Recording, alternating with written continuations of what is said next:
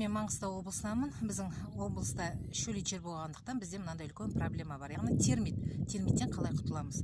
Термиттен былай құтылуға болады. Термит сіздің өміріңізге бекерден бері келген жоқ. Термит келді деген сөз, демек сіздің ішіңізде іштарлық бар, материалдық жаж да бар да.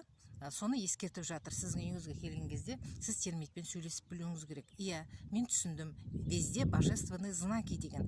Яғни сен менің бүгін сен менің үйімде жүрсің, ертең мен саған баратынымды мен түсіндім. Сондықтан да мына жер кең, жүре бер менің үйімде, мен саған қарсы емеспін деп шын бір ішіңізден ниетіңізді білдіріп сөйлесетін болсаңыз, мына өмірдің мәнін түсінгеніңізді, оның ескертуін түсінгенін білсеңіз болды. Термит сіздің үйіңізден кетіп қалады. Мәселе соған сеніп термитпен сөйлесе білуде.